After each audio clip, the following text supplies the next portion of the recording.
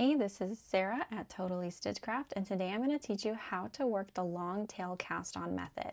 You're going to get a really clean edge to the beginning of your knitting project, and it's very simple. I'm going to walk you through all the steps you need to do, and we'll do that right now. You're going to need a long tail.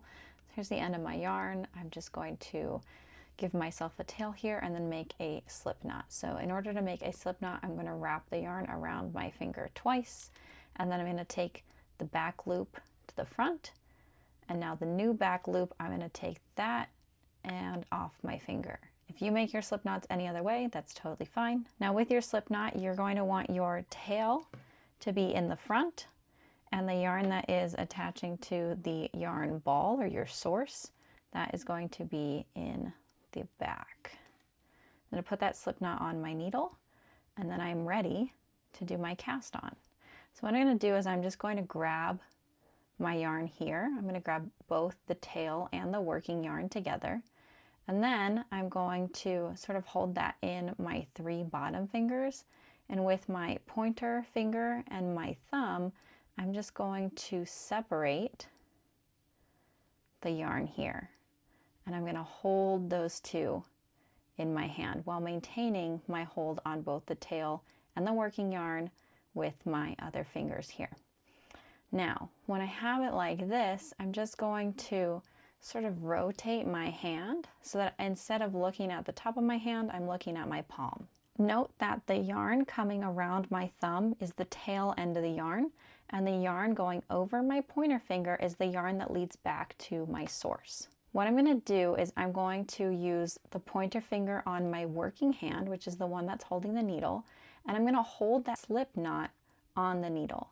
And what I'm going to do is I'm going to come all the way around my thumb to the yarn that is in front of my thumb here, and I'm going to scoop it, and then instead of letting go, I'm going to hold it on my thumb still, and I'm going to wrap to this yarn right here that is in front of my pointer finger, and I'm going to scoop that, and then I'm going to throw the yarn that's wrapped around my thumb off the cliff. So through the loop and off the cliff, and then pull it tight. I usually readjust my hand every time I do this. So back to where we were looking at our palm, I'm going to take my pointer finger again and hold the stitches that are on my needle.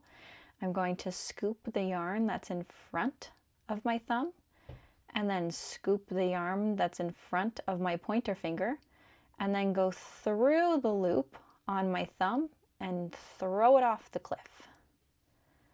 Again, scoop, scoop, throw it off the cliff. And now you can see I'm getting some stitches here. This is a bit faster how it will look. And every single time I am adjusting that tail yarn. And so this is going to slowly eat up your tail yarn because you're essentially wrapping your tail yarn around this working yarn. So when I come here and I scoop this up, my tail yarn is the one that's loose. The tail is the one that's going to get pulled tight here and is going to wrap around our working yarn to create a really beautiful edging here. And you'll just do this for however many stitches you need in your pattern, and then when you're ready to work your first row, you'll simply turn, ignore the tail, and grab your working yarn and knit as usual. So we'll just knit with our working yarn now as we would in any other pattern. I've just done a few rows here in stockinette, and you can see visually how clean that bottom edge is on my project. Wrapping the tail yarn around your working yarn to create the initial starting loops for your piece of work is going to give you a lot of really great structure in your knitting projects.